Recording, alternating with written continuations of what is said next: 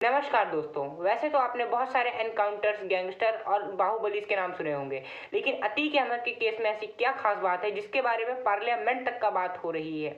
एक आदमी जिसके ऊपर 160 से भी ऊपर केसेस हैं, आखिर वो माननीय एमपी के पद पर कैसे चुना जा सकता है? क्या रीजन है कि एक टांगा चलाने वाले का लड़का जो 11,000 करोड़ का मालिक है, उसकी यहाँ मृत्यु होती है? तो आइए इस वीडियो में जानने की कोशिश करते हैं।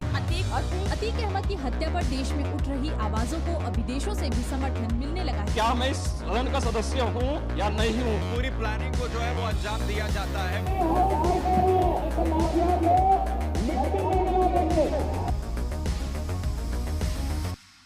दोस्तों, करंट सिनेरियो को समझने के लिए हमें थोड़ा पास्ट में जाने की जरूरत पड़ेगी। 10 अगस्त 1962 प्रयागराज के एक बहुत गरीब परिवार में अतीक अहमद का जन्म होता है। उनका पढ़ाई में बिल्कुल ही मन नहीं लगता था, तो वो जैसे तैसे करके हाई स्कूल तक की पढ़ाई करता है।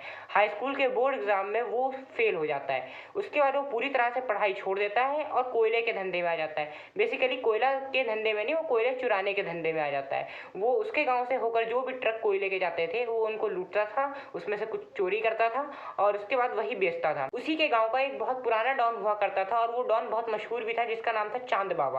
वो इस धंधे में बहुत ही लंबे समय से था।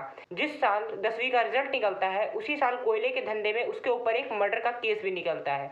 बेसिकली मर्डर के केस में वो बहुत बुरा फंसता है। वो जानता है कि सिर्फ उसकी मदद चांद बाबा ही कर सकते हैं।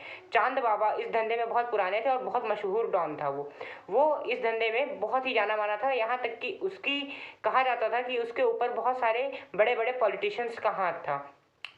अतीक अहमद उनके पास जाता है और उनसे मदद की गुहार करता है। वो उसकी दिल्ली से सोर्स लगवा के मदद करता है, लेकिन कुछ समय बाद जब अतीक अहमद भी पॉलिटिक्स में आना चाहता है, तो चांद बाबा जब उसको मना कर देते हैं, तो इस बारे में दोनों की मतभेद हो जाती है और वो दोनों अलग हो जाते हैं। उसके कुछ ही साल बाद चांद बाबा के मरने की खबर आती है, जिसमें अतीक अहमद का हाथ बताया जाता है। चांद बाबा के मरने से पहले की बात है दोस्तों, जब अतीक अहमद और चांद बाबा ऑपोजिशन में खड़े होते हैं, तो इलेक्शन में अतीक अहमद जीत जाता है और चांद बाबा हार जाते हैं। सिर्फ इलेक्शन जीतने के कुछ ही दिन बाद चांद बाबा के मरने की खबर आती है। उसके बाद ये जो अतीक अहमद होता है, ये एमएलए बन जाता है। एमएलए के लगातार 5 बार रहा है और 1 बार एमपी रहा है। दोस्तों, आप समझ सकते हैं कि 5 बार एमएलए यानी कि 5 साल, 5 × 5 यानी कि 25 साल ये एमएलए रहा है और 5 साल एमपी रहा है। दोस्तों, अतीक अहमद इलेक्शन टैक्स के नाम पर बड़े बड़े इंजीनियर्स, बड़े बड़े बिल्डर्स से बहुत पैसे वसूलता था। कहा तो ये भी जाता था कि इसके ऊपर बूथ कैप्चरिंग के मामले भी दर्ज है, यानी कि ये लोगों को ट्रक में भर के वहाँ लाता था, जबरदस्ती वोट पड़वाता था, उसके बाद उनको ट्रक में वापस भर के भेज देता था।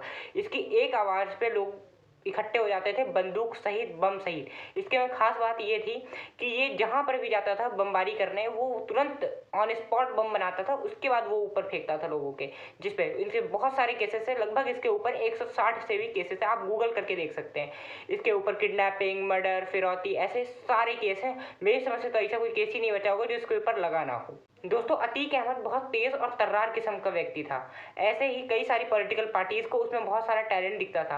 कई सारी पॉलिटिकल पार्टीज उसके साथ में काम करना चाहती थी। कुछ ऐसा ही हुआ 2004 में सपा ने उसको एमएलए की टिकट दी फूलपुर से, और एमएलए की टिकट लेने के बाद वो उस इलेक्शन में वहां से जीत भी गया। दोस्तों, इंटरेस्टिंग बात यह है कि 160 केसेस उसके ऊपर होने के बावजूद भी इसके ऊपर एक भी केस साबित नहीं हुआ। लेकिन अब जाके इसके ऊपर एक केस साबित हुआ था, जो कि उमेश पाल की हत्या से रिलेटेड था। एक बार दोस्तों, दूसरे स्टेट से उत्तर प्रदेश की स्टेट की जेल में लाने में अतीक अहमद को टोटल 10 लाख रुपए खर्चे हुए थे सरकार के, अतीक अहमद को दूसरे स्टेट से एक स्टेट लाने में। तो आप जान सकते हैं कि ये कितना तेज और तैयार आदमी था। उसके बाद 2017 में यूपी के मुख्यमंत्री बनते हैं योगी आदित्यनाथ। उसके बाद भी कई दिनों तक ये अपने जेल में रहकर अपनी पूरी गैंग बाहर ही चलाता रहता था। सबको पता था अतीक अहमद देखने को तो जेल में है, लेकिन वो सारा बाहर ही रहता है, उसका सारा काम बराबर चलता रहता है, चाहे वो 2 नंबर के धंधे हो चाहे 1 नंबर का धंधा हो। तो पूरा परिवार गुंडा होने के साथ साथ अतीक अहमद का जो सबसे बड़ा बेटा है, जिसका नाम असफ अहमद है, वो भी कुछ कम नहीं है। वो 12 साल की उम्र से अपने साथ पिस्टल रखता है, और अभी वो 16 साल की उम्र में एक वीडियो वायरल हुआ था कि उसमें वो एक आदमी को नंगा करके उसके बाद उसके ऊपर बेल्ट चलाया जा रहा है। तो आप इस तरह से देख सकते हैं कि पूरा परिवार पूरा कैसा है, पूरा गुंडे की तरह का ये पूरा परिवार है। अतीक अहमद के परिवार में उसके भाई की और उसके बेटे की डेथ हो चुकी है, लेकिन उसके 2 छोटे बेटे भी हैं, जो एक इंटर में और एक 9th में। उन दोनों को भी अभी कस्टडी में रखा गया है। उसकी बीवी इस समय फरार है। तो दोस्तों, अतीक अहमद की हत्या के बारे में बात करते हैं। अतीक अहमद और अशरफ अहमद जो दोनों भाई थे, उसमें सरकार का आदेश था पुलिस को कि उनकी हर रोज़ मेडिकल जांच हो ताकि इनकी मेडिकल में कोई दिक्कत ना हो। तो 10 मिनट, जेल से 10 मिनट की दूरी पर मेडिकल हॉस्पिटल था जहाँ पे उनकी रोज़ जांच होती थी। तो रात के 10:30 बजे के करीब जब उनको लेके निकला गया, तो जैसे ही वो हॉस्पिटल के बाहर पहुंचे, मीडिया उनको चारों तरफ से घेरी हुई थी। उसी में 3 फेक रिपोर्टर आते हैं जो उनके हत्यारे हैं बेसिकली। वो आते हैं फेक कैमरा लेके और फेक माइक लेके और पिस्टल निकाल के उसके ऊपर धड़ाधड़ गोलियां बरसा देते हैं। उसके बाद वो अपना वहाँ सरेंडर कर देते हैं और पुलिस जब उनको पकड़ के पूछती है कि आखिर तुमने इनको क्यों मारा, तो वो कहते हैं कि मुझे भी एक बहुत बड़ा डॉन बनना था।